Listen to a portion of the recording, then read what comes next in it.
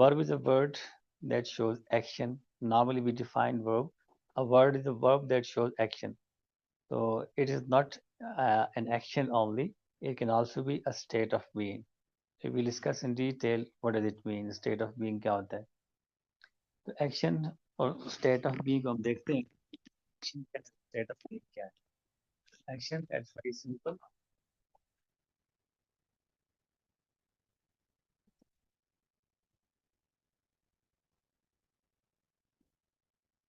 Action is, we all know, it's physical activity.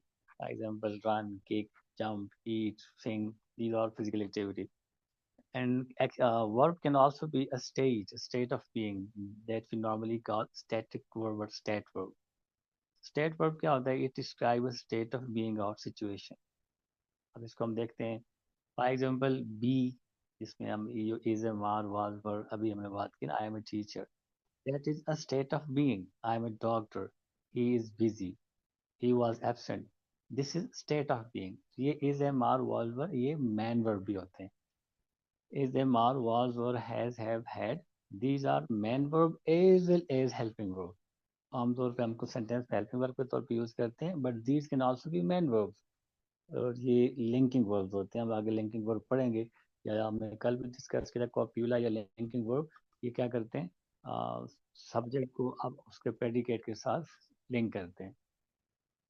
इस तरह have, belong, contain, no और like, love, hate, understand, own.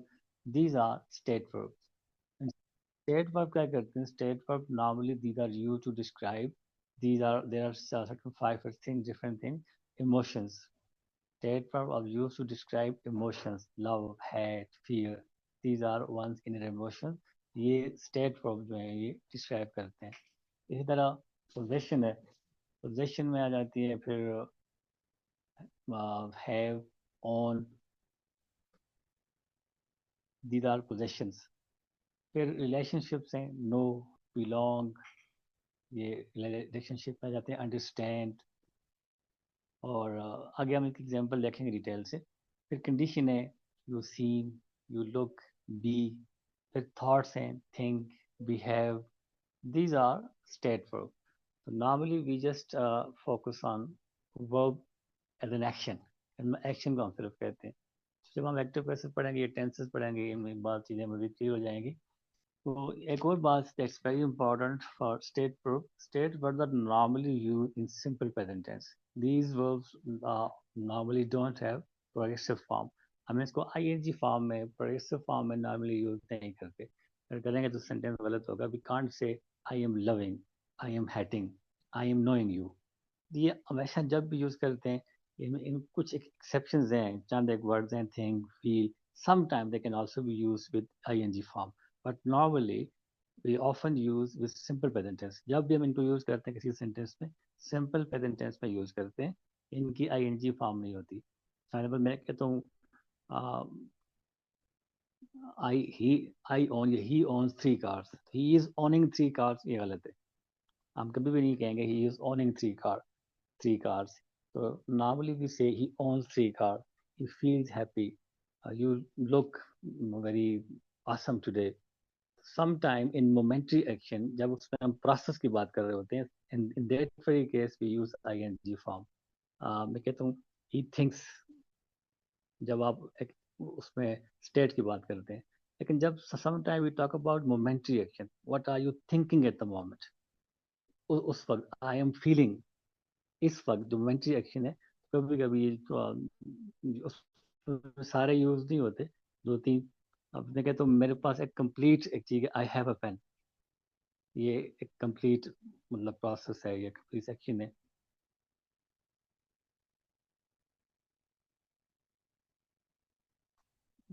आपकी बात समझ नहीं, मैं दोबारा देख लेता हूँ.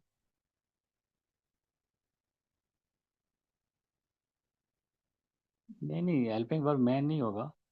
मैन वर्ब वो हेल्पिंग वर्ब होता ही नहीं है. उस वक्त वो मैन वर्ब भी होता है. ये बात नहीं है कि जब हेल्पिंग वर्ब नहीं होगा तो मैन वर्ब होगा. वही जो हेल्पिंग वर्ब जिसे हम कहते हैं इज एम आर को, उस वक्त लिंकिंग वर्ब के तौर पे मेन वर्ब ही होते हैं. वो मेन वर्ब के तौर पे इस्तेमाल होता है, वो हेल्पिंग वर्ब नहीं होता.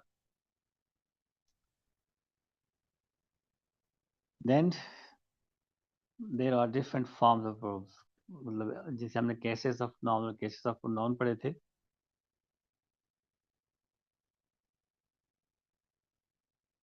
अच्छा, स्टेट ऑफ बीइंग की समझ नहीं आ रही। स्टेट ऑफ बीइंग में I have discussed in detail. State of being जो होता है, that describes emotions, possession, relationship, conditions, thoughts. Action नहीं होता इसमें, सिंपल इज दैट। जो एक्शन वर्ब है उसमें फिजिकल एक्टिविटी होती है, we have physical activity, physical activity is being perform. और जो स्टेट वर्ब होता है, state of be, that is a kind of situation, kind of feeling, you possess something, kind of relationship. Thoughts, I understand, I am understanding नहीं होगा। I know you, I am knowing you नहीं होगा। ऐसे ही belong, I belong to a respectable family. These are certain verbs where we don't have any action. I love you, I am loving you नहीं होगा। He has him, किसी अभी hating नहीं होगा। These are not activities. These are a sort of situations, sort of state of being. ये जो word हमने use किए है, आगे मैं आपको उसकी डिटेल में वो दूंगा। लेकिन समझने के लिए ये बात है कि action verb just have action, physical activity, उसमें कोई फिजिकल एक्टिविटी इन्वॉल्व होती है। जबकि जो स्टेट वर्ब है, स्टेट ऑफ बीइंग है, उसमें सिचुएशन होती है, उसमें बिलोंगिंग होती है, उसमें आपकी फीलिंग्स होती है, उसमें रिलेशनशिप्स होते हैं, उसमें आपके थॉट्स होते हैं, उसमें कोई फिजिकल एक्टिविटी नहीं होती। Is that clear now?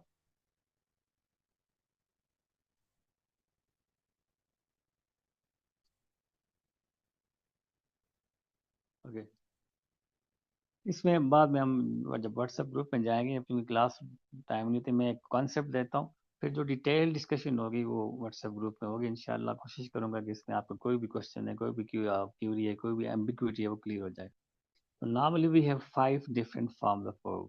It means that a verb can be used in 5 different forms. जैसे हमने cases की थे ना, cases of noun, cases of pronoun, a noun can be used in these 4 or 5 different cases, or a pronoun can be used in the 3 or 4 different cases. तो verb जो है आमतौर पर हम 3 फॉर्म्स कहते हैं। We have 5 different forms। Verb किसी sentence के अंदर, ये हम जब टेंसेस पढ़ेंगे ना, ये चीजें मजीद क्लियर हो जाएंगी। टेंसेस में सेंटेंस का स्ट्रक्चर आएगा, वो मैं अपने स्पेशल स्टाइल से आपके साथ टेंस स्ट्रक्चर करूँगा, structure of the tense, sense of the tense, तो उसमें इंशाल्लाह आप ये चीज़ें क्लियर हो जाएंगी। Normally we have 5 different forms। V1 जिसे हम कहते हैं सिंपल, या इसको बेस फॉर्म कहते हैं, इसको रूट फॉर्म कहते हैं। That is V1, present simple, जो कमांड में यूज होता है या इन्फिनेटिव में यूज होता है। That is called base form, और V1 हम कहते हैं present. Then V2 past, simple past, when we use second form of the verb, इसको हम past simple कहते हैं। Present, past, then V3 past participle, when we use third form of tense. And then we have present participle ing form, जो continuous tenses में use होती है, gerund में use होती है। Then we have V5 fifth form, ये याद रखनी है, जब टेंसेस में पढ़ूंगा तो उसमें मैं आपको फार्मूले बताऊंगा, सिर्फ स्ट्रक्चर होगा। वो उस तरह टेंसेस जो ट्रेडिशनल स्टाइल है उस तरह हम टेंसेस को नहीं पढ़ेंगे। टेंसेस को आपको मैं मैथमेटिकल फार्मूलाज की शक्ल में, टेंसेस का स्ट्रक्चर, क्योंकि टेंसेस के स्ट्रक्चर पे बेस्ड बहुत सारे एमसीक्यूज होते हैं, जिसमें आप उसको टेंस कह दें, उसको वर्ब कह दें, उसको स्ट्रक्चर कह दें। तो ज़्यादातर जो इंग्लिश के एमसीक्यूज होते हैं किसी भी लेवल पे, छोटे से छोटे टेस्ट से लेकर बड़े से बड़े लेवल पे, जो इंग्लिश के टेस्ट ज़्यादा टेस्ट होते हैं, वो वर्ब बेस्ड होते हैं, टेंस बेस्ड हम कहते हैं। टेंस टेंस में मतलब वर्ब बेस्ड होते हैं। आपको स्ट्रक्चर का पता होना चाहिए कि कहाँ पे हमने वर्ब की कौन सी फॉर्म यूज करनी है। तो उस टेंसेस में जब हमें स्ट्रक्चर बेस्ड टेंसेस आपको एक मॉडर्न स्टाइल से इंशाल्लाह डिस्कस करूंगा, your concept will be clear and you will be able to use correct form of the verb. तो वो यही 5 फॉर्म्स होती हैं, वो हमने टेंसेस में इनको मजीद क्लियर करना है। V1 ऐसे कह सकते हैं, V1, V2, V3, V4, V5। या हमको ग्रामेटिकली कहते हैं present, past, past participle, present participle, और थर्ड पर्सन सिंगुलर फॉर्म। 5 ही कंडीशंस होती हैं किसी भी वर्ब की। For example, let me give you some example. कोई वर्ब ले लें, take, took, taken, taking, takes. कोई और वर्ब ले लें, jump, jumped, jumped, jumping, jumps. Eat, ate, eaten, eating, eats. तो यही 5 फॉर्म्स हैं किसी भी वर्ब की। Kick, kicked, kicked, kicking, kicks, sing, sang, sung, singing, sings. So a verb can be used in 5 different forms. Let's discuss some uh, categories or some kinds of verbs. There are two main categories of verb. यहाँ पर मैं इनको इतनी detail से discuss नहीं करूँगा, तो बता रहा हूँ, फिर हम जाएंगे उधर जब टेंसेस में, तो फिर ये डिटेल से डिस्कस होंगे कि वर्ब क्या है, मेन वर्ब क्या है, ऑक्सिलरी वर्ब क्या है, लेक्सिकल वर्ब क्या है, वहाँ इंशाल्लाह इनको डिटेल से डिस्कस किया जाएगा. Basically, there are two main categories of verb: main verb or lexical verb. Lexical verb mean which carry some meanings, core meaning. तो हम आमतौर पर इसको main verb भी कहते हैं, और इसको ग्रामर में इसको लेक्सिकल वर्ब कहते हैं. दूसरा है ऑक्सिलरी वर्ब, जिसको हम आमतौर पर हेल्पिंग वर्ब कहते हैं. तो main there are two major categories of verb: main verb और लेक्सिकल वर्ब, और ऑक्सिलरी वर्ब. और आगे ऑक्सिलरी के आगे फिर दो काइंड है, हम नेक्स्ट देखेंगे. और हेल्पिंग वर्ब. मेन वर्ब जिसको हमने ऑलरेडी डिस्कस किया है, it carries the core meaning of the sentence. For example, she writes every day, तो राइट इसमें मेन वर्ब है. जो भी आप वर्ब यूज करते हैं, sing, run, kick, eat, take, drink, these are main verb और लेक्सिकल वर्ब.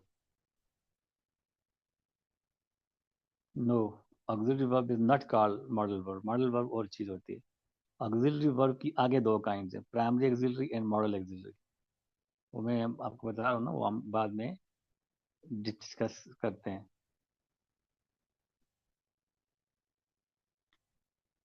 ये आपके क्वेश्चन मुझे समझ नहीं आ रहे, आप क्या कह रहे हैं, मैं फिर रिपीट कर देता हूँ. मेन वर्ब को लेक्सिकल वर्ब कहते हैं.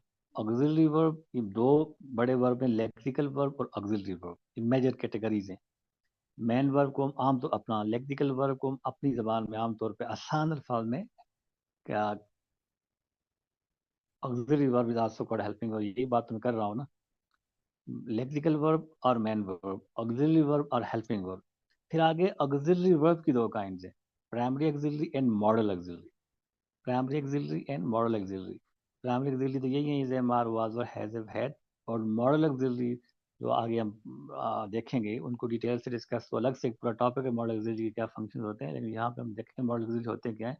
वो shall, should, can, could, may, might, must, going to, ought to.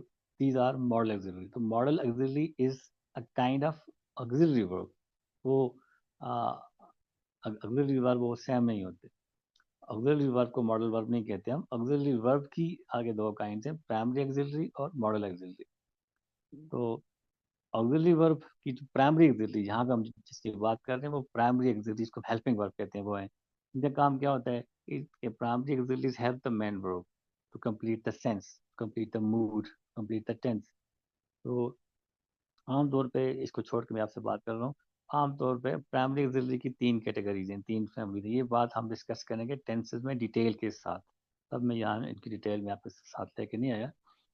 Primary auxiliary की तीन फैमिलीज हैं, तीन कैटेगरीज हैं: family of do, family of be, family of have. ये सारी हम उसको डिटेल से डिस्कस करेंगे टेंसेज में. फैमिली ऑफ डू में do, does. Family of be में जितने भी प्रोग्रेसिव हैं, कंटिन्यूस हैं, is, am, are, was, were, और पैसिव वॉइस में being.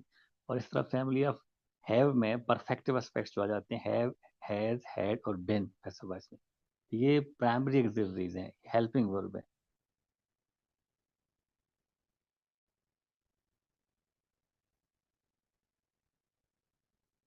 She is writing a letter. यहाँ पे राइटिंग जेरेंड नहीं है, आप क्यों मिक्स कर रहे हैं चीजें? Gerund is something different. Gerund noun की फॉर्म है. जेरेंड को हम एज अ टॉपिक, पूरा टॉपिक डिस्कस करेंगे. यहाँ पे जेरेंट वो है जो वो प्रेजेंट पार्टिसिपल है ना. अगर ये इस तरह होता कि माई राइटिंग इज वेरी, जैसे मैंने शायद स्टार्ट में बात की थी, ही इज स्मोकिंग, तो यहाँ पे स्मोकिंग प्रेजेंट पार्टिसिपल है. Activity is being perform. Smoking is injurious to health, यहाँ पे स्मोकिंग जेरेंड है. जेरेंड को यहाँ मिक्स ना करें, ये तो बात ही कोई और कर रहे हैं, आप जेरेंड को साथ ले आए. जेरेंड नहीं है, ये प्रेजेंट पार्टिसिपल है. जो वर्ब की 5 फॉर्म पड़ी है ना, शी राइट्स, ये उसकी फोर्थ फिफ्थ फॉर्म है. She is writing, she is writing a letter, ये इसकी फोर्थ फॉर्म है, प्रेजेंट पार्टिसिपल आईएनजी वाली फॉर्म है. जेरेंड नहीं है. जेरेंड नाउन के तौर पे होता है, क्योंकि सेंटेंस में सब्जेक्ट होता है, ये ऑब्जेक्ट होता है. आई डोंट लाइक स्मोकिंग, यहाँ पे स्मोकिंग जेरेंड है. ठीक है. तो प्राइमरी ऑक्सिलरीज की 3 फॉर्म्स हैं, हेल्पिंग वर्ब जिसे हम कहते हैं.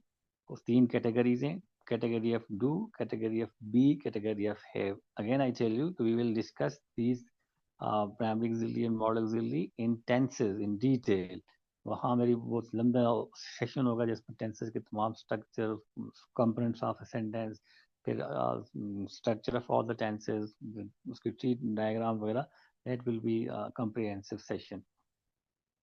Then we have transitive verb and intransitive verb. मैं इनको साथ पर डिस्कस कर रहा हूँ. जैसे प्राइमरी ऑक्सिलरी और मॉडल ऑक्सिलरी, अपना प्राइमरी ऑक्सिलरी और मॉडल ऑक्सिलरी आगे आएंगी. यहाँ पे हमने सिर्फ प्राइमरी ऑक्सिलरी डिस्कस की. और प्राइमरी ऑक्सिलरी क्या है? ये ऑक्सिलरी वर्ब की काइंड है. दूसरा जो लेक्सिकल वर्ब है, अब ये लेक्सिकल वर्ब की काइंड आ गई हैं. लेक्सिकल वर्ब में जो जिसमें मीनिंग होता है, मेन वर्ब जिसे हम कहते हैं, उसकी चंद काइंड हैं. और जो दूसरा ऑक्सिलरी वर्ब है, उसकी सिर्फ 2 काइंड हैं, प्राइमरी ऑक्सिलरी और मॉडल ऑक्सिलरी. प्राइमरी ऑक्सिलरी मैंने आपको बता दिया, उसकी 3 फैमिलीज हैं जो आमतौर पर हम टेंसेस में यूज करते हैं. तो ट्रांजिटिव और इनट्रांजिटिव वर्ब को समझना जरूरी है. ट्रांजिटिव वर्ब होता है कि that need an object to complete their meaning. Without an object, the meaning of the sentence is not clear. ऐसा वर्ब जो आगा अपने एक्शन को ट्रांसफर करता है ऑब्जेक्ट की तरफ, ऑब्जेक्ट उसका रिसिपिएंट होता है उस एक्शन का, अदरवाइज वो सेंस मीनिंग कंप्लीट नहीं होता. For example, he reads what, the sense is not clear. He reads a book. He is playing what, for football, hockey, cricket, sense is not clear. He is eating what? Eating an apple, mango, sense is not clear. Without object, the sense of the sentence is not clear. So such verbs need an object, a direct object. उनको object की जरूरत होती है, otherwise उनका sense clear नहीं होता. ऐसे verb को कहते हैं ट्रांजिटिव वर्ब. ये ट्रांजिट करता है, ट्रांसमिट करता है एक्शन टुवर्ड्स ऑब्जेक्ट. अदरवाइज जो सेंस है सेंटेंस का वो कंप्लीट नहीं. Then intransitive verb, इसका opposite हो गया कि intransitive verbs don't need an object. They can complete the sense of the sentence without object. Object की मदद के बगैर भी इनका सेंस कंप्लीट होता है. फॉर एग्जाम्पल, यहाँ पे एग्जाम्पल है, हम आगे मैं आपको बहुत सारे एग्जाम्पल शेयर करूंगा आपके साथ. तो intransitive verb में she laughed heartily. She laughed heartily, यहाँ पे कोई ऑब्जेक्ट नहीं है, और इसके बगैर भी, मतलब he runs very fast, मतलब इसके बगैर भी सेंस क्लियर है. He is going. The sense of the sentence is clear. Such verbs don't need any object. Without object, the sense of the sentence is very clear. कोई ज़रूरत नहीं है object की. आपके माइंड में क्वेश्चन अराइज नहीं होता कि what, क्या चीज़, किसकी बात हो रही है. You don't need any object in case of intransitive verbs. I think this is clear. Then ये भी आमतौर पे बाद दफ़ा पूछा जाता है, अंडरलाइन ये होता है कि ये कौन सा वर्ब है. Regular verb versus irregular verb. So it's very simple. Regular verbs are those verbs which have ed in this past and past participle. They make their past and past participle by adding ed. तो बहुत सारे verbs हैं ऐसे जिनकी second form में भी ed आता है, थर्ड फॉर्म में भी ed आता है. ऐसे वर्ब्स जो अपने ed के साथ with the addition of ed they make their past participle. These verbs are called regular verbs. And irregular verbs, they don't make their past and past participle with ed. उनका pattern different होता है, pattern unique होता है, unique form होती है. जैसे go and gone, सिंग सैंग संग, tag टुक टैकन, ED के साथ नहीं बन रहे. इनका पास्ट और इनका पास्ट डिफरेंट है. फिर हमारा लिंकिंग वर्ब, जिसको हमने कल भी डिस्कस किया था. लिंकिंग वर्ब जो होते हैं, इनकी लिस्ट भी मैं आपके साथ शेयर करूंगा जो आमतौर पर यूज होते हैं लिंकिंग वर्ब्स. इनको कॉप्यूला, COPULA, कॉप्यूला वर्ब भी कहते हैं. ये क्या करते हैं? They connect the subject with its predicate. They connect the subject with additional information about the subject rather than showing an action. They don't show any action. ये often relate to states of being or sensory conditions. तो ये linking verbs होते हैं which are related with states of being, जो हमने पहले बात की state of being की या sensory conditions की. ये उनके साथ ज़्यादा related होते हैं, इनमें action नहीं होता. For example, the soap tastes delicious. इसमें टेस्ट जो है ये लिंकिंग वर्ब है. सोप को आगे जो एक्स्ट्रा इंफॉर्मेशन है उसके साथ कनेक्ट कर रहा है। ये हमने जो सब्जेक्ट कॉम्प्लीमेंट पढ़ा था, तो ये सब्जेक्ट कॉम्प्लीमेंट को लिंक करने वाले अपने उस कॉम्प्लीमेंट के साथ ये लिंकिंग वर्ब्स होते हैं। सब्जेक्ट को लिंक करते हैं उसके कॉम्प्लीमेंट के साथ। द सोप, सोप सब्जेक्ट है, टेस्ट लिंकिंग वर्ब है, डिलीशियस है उसका कॉम्प्लीमेंट है। ये कोई ऑब्जेक्ट नहीं है, ये कॉम्प्लीमेंट ऑफ द सब्जेक्ट है। कॉमन लिंकिंग वर्ब्स जो है उनमें be, see, you seem happy today, you seem happy, you subject हो गया, सीम लिंकिंग वर्ब, हैप्पी इसका सब्जेक्ट कॉम्प्लीमेंट है। Feel, I feel very sad today, feel ये linking verb है, आई सब्जेक्ट है और सैड इसका सब्जेक्ट कॉम्प्लीमेंट है। You look awesome today, you subject है, लुक इसका लिंकिंग वर्ब है और ऑसम ये एडजेक्टिव जो है इसका सब्जेक्ट कॉम्प्लीमेंट है। These are linking verb. Linking verb की कुछ आगे कुछ बहुत सारी एग्जांपल्स हैं, वो मैं आपके साथ एक लिस्ट शेयर करूंगा। Then modal verbs, modal verb को ये हम सिर्फ इतना ही देखेंगे, बाकी डिटेल से हम इस मॉडल वर्ब को एज ए टॉपिक अलग से डिस्कस करेंगे। Modal verb normally express necessity, possibility, permission, probability, ability, predictions, ये सारे चीज़ें जो हम एक्सप्रेस करते हैं मॉडल मूड जो है ये मॉडल वर्ब के साथ। मॉडल वर्ब इस हम दूसरी बात, we always use first form of the verb, present form of the verb with modal verb. Modal verb के साथ हमेशा ये अपनी फॉर्म चेंज नहीं करते, हमेशा we use simple present. Can, could, may, might, shall, should, will, would, must, ought to, going to, इनके बाद we always use first form of the verb. She can swim very, I can speak English, he will visit Karachi the next month, you would attend the class. So we always use you must attend the class. We always use first form of the verb with uh, modal verbs. So these were some kinds. ये अख्तर खान के साथ क्या issue है पता नहीं, वो आ रहे हैं जा रहे हैं।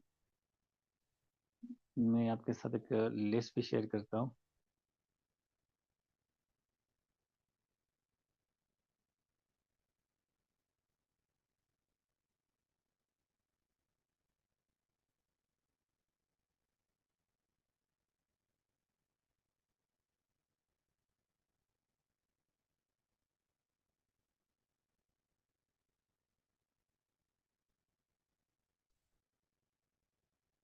शायद मिल नहीं रही। तो वर्ब में लिंकिंग वर्ब्स जो नॉर्मली विच आर यूज्ड, जो आमतौर पे लिंकिंग वर्ब यूज होते हैं, वो मतलब become, seem, look, feel, is, am, are, have, these are linking verbs. और इनकी मजीद तकरीबन 20-25 से इंग्लिश में ज़्यादा यूज होते हैं। तो I will share the list of those linking verb या popular verb with you after the session. और वर्ब के लिहाज से जो आपका कोई क्वेश्चन था, मैं दोबारा देख लेता हूँ। राइटिंग जेर एंड, ये मैं फिर आपको बता दूं, हम इसको बाद में इंशाल्लाह फिर डिस्कस भी करेंगे। जेरेंड वर्सेस प्रेजेंट पार्टिसिपल, ये मैं एक दफ़ा फिर एक्सप्लेन करता हूँ। तो इसको समझना है कि gerund is a form of noun और प्रेजेंट पार्टिसिपल स्ट्रक्चर वाइज दोनों सेम है। दोनों को V1 प्लस ING स्ट्रक्चर है, प्रेजेंट पार्टिसिपल का भी और इसका जेरेंड का भी। प्रेजेंट पार्टिसिपल क्या है, फॉर्म ऑफ वर्ब है, ये वर्ब है। तो जो जेरेंड है, जेरेंड ये नाउन है। Present participle में whenever we use present participle form, we just show an activity. उसमें physical activity होती है present participle में, participle form में, and we use helping word with that, is, am, are, was, were, has been, have been, इसके पीछे हमेशा हम ये यूज करते हैं और उसमें एक्टिविटी हो रही होती है। जबकि जो जेरेंड है स्ट्रक्चर, उसका भी V1 प्लस ING है, but that is used as a subject in a sentence or as an object in a sentence। जैसे मैंने मिसाल दी थी कि he is smoking in the class, यहाँ पे वर्ड स्मोकिंग ही है V1 plus ING, but there is a sort of activity, activity is being perform. अब मैं इसी स्मोकिंग के लिए एक और सेंटेंस बोलता हूँ, आई डोंट लाइक स्मोकिंग। अब यहाँ पे activity of smoking is not being perform, यहाँ पे स्मोकिंग एज एन एक्ट बात हो रही है। ये जेरेंड है, ये नाउन है। Gerund is a form of noun, gerund को अलग से हम देख लेंगे, लेकिन यहाँ पे मैं क्लियर कर लूँ, gerund is a form of noun. वो जिस तरह नाउन का जो फंक्शन है as a subject as an object use होता है, वही फंक्शन जेरेंड भी प्ले करता है। ऐसे ही इसको हम स्टार्ट, यहाँ पे आई डोंट लाइक स्मोकिंग, यहाँ पे smoking is an object in the sentence. I don't like what smoking, तो डायरेक्ट ऑब्जेक्ट है। अब स्मोकिंग को आप स्टार्ट में एज सब्जेक्ट भी ला सकते हैं, smoking is not a good habit. यहाँ पे स्मोकिंग हो नहीं रही, activity is not being perform, यहाँ पे smoking as a subject use हो रहा है। जबकि जो प्रेजेंट पार्टिसिपल फॉर्म होती है, जैसे आपने राइटिंग का पूछा था, उसमें एक्टिविटी हो रही है, he is writing a letter. यहाँ पे राइटिंग हो रही है, activity is being perform, is लगा हुआ पीछे हेल्पिंग वर्ब, ये तो मेन वर्ब है और ये प्रेजेंट पार्टिसिपल फॉर्म है वर्ब की। अब हमें ऐसे भी कह सकते हैं, I don't like your writing. यहाँ पे राइटिंग हो नहीं रही, एक्टिविटी नहीं हो रही, यहाँ पे राइटिंग जेरेंड है। जेरेंड और उसका प्रेजेंट पार्टिसिपल का अपरेंट स्ट्रक्चर सेम है, लेकिन सेंटेंस के अंदर यूज के तौर से ये डिफरेंट है। एक सब्जेक्ट और ऑब्जेक्ट होता है, दूसरा as a noun use, noun के तौर पर यूज होता है, दूसरा एज ए वर्ब यूज होता है। वर्ब से रिलेटेड और ऐसी कुछ चीज जो आपके जहन में, वो मॉडल वर्ब्स हमने देखें, इनको हर मॉडल वर्ब की अपने उसके यूजेस हैं। For example can is use for capacity, can is use for asking permission, can is use for granting permission. इनको हम डिटेल से डिस्कस करेंगे कौन सा मॉडल किस किस फंक्शन में लिए यूज होता है। ऐसे he can also be use for prediction. Would के अपने यूजेस हैं, must use for obligation, must के अपने यूजेस हैं, कुड कैन और कुड के फिर आपने यूजेस हैं ऐसे, और कौन से हैं, शेल शुड के आपने यूजेस हैं, वुड के आपने यूजेस हैं। तो ये हर मॉडल जो ऑक्सिलरी है, जो कि ऑक्सिलरी की type, primary auxiliary and modal auxiliary. तो प्राइमरी ऑक्सिलरी तो हमने देख ली, वो क्या करते हैं, वो किसी सेंटेंस में मेन वर्ब को हेल्प करते हैं कंप्लीशन ऑफ मीनिंग में। तो वो तीन कैटेगरीज उनकी मैं बता दी, डू, बी एंड हैव। और दूसरी इसकी मॉडल ऑक्सिलरी है। और जो लेक्सिकल वर्ब है वो अलग है, उसके अलग हमने काइंड देख ली, transitive, intransitive, regular, irregular, linking, तकरीबन यही इसकी मेन काइंड्स हैं। फिर वर्ब की 5 फॉर्म्स हैं, present, past, past participle, present participle and S form, third person singular वाली फॉर्म। तो स्टेट वर्ब को आपने समझना है कि स्टेट वर्ब जो होता है, that just shows N a state of being, a situation, some feeling, thoughts, your thinking process। ये चाहे वर्ड है, उसकी भी मैं आपके साथ लिस्ट शेयर करता हूँ व्हाट्सएप ग्रुप में।